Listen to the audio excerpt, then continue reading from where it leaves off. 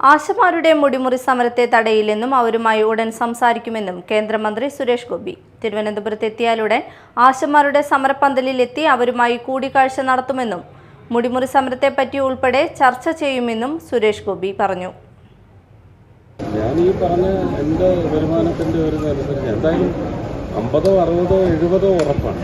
അത് 1 കോടി ആയാൽ 1 കോടിയാക്കും. എനിക്ക് തോന്നുന്നു ഒരുപാട് പേര് അതിനകത്ത് പങ്കുചേരുന്നു.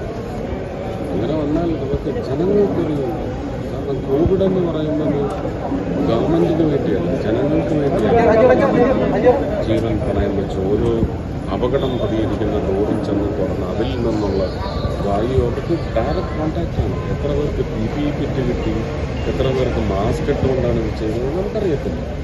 അപ്പോൾ ഒരുപക്ഷെ അവരുടെ ജീവനും ജീവിതവും മുമ്പോട്ട് എന്തെന്ന് പോലും ഒരു കണക്കെടുപ്പോ കണക്കൂട്ടലോ ഒന്നും നടത്താതെ എക്സ്പോസ് ചെയ്യുകയാണ്.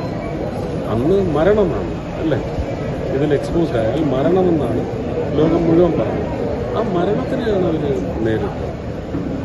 തിരിച്ച് സമൂഹത്തിന് എന്തോ ചെയ്യാം, ആ സാമൂഹിക പ്രവർത്തനത്തിന് വേണ്ടിയാണ് അവർ മുടിമുറിച്ചുള്ള സമരത്തിലേക്ക് പോവുകയാണെന്ന് പറയുന്നത്. അത്തരം അത് പിന്മാറണമെന്നല്ല, അത് ഞാൻ അവരെ ഇപ്പോൾ കാണും. ട്രിവാൻഡ്രത്ത് ചെന്നിട്ട് ഞാൻ അവരെ കാണും.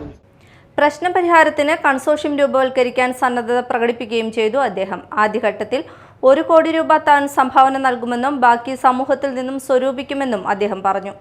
മരണത്തെ മുഖാമുഖം നേരിട്ടാണ് ആശമാർ കോവിഡ് കാലത്ത് സമൂഹത്തിന് വേണ്ടി പ്രവർത്തിച്ചത്.